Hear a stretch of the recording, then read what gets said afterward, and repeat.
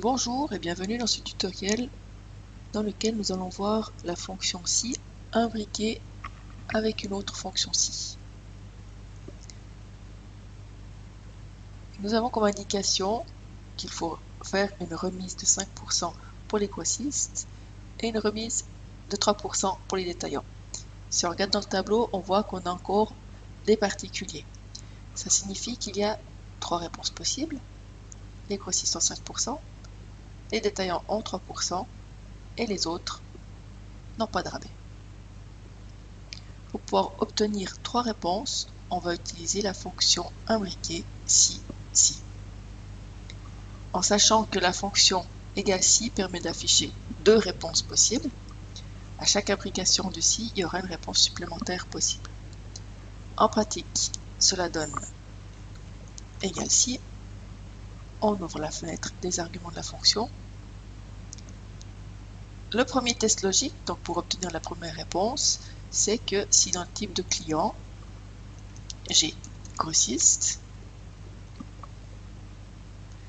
la valeur, si c'est vrai, c'est la remise de 5% que j'ai en C1 et que je bloque pour pouvoir incrémenter tout à l'heure. Si c'est faux, j'ai 2 réponses possibles, ce qui signifie que je vais de nouveau mettre un si comme valeur si faux.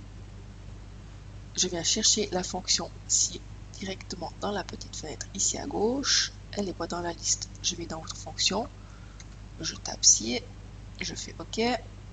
Il m'a trouvé, je fais OK.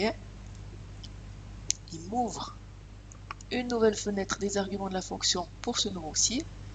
Je vais indiquer le deuxième test logique. Jusqu'à maintenant, c'était les grossistes. Cette fois, c'est les détaillants. Donc, dans le type de client,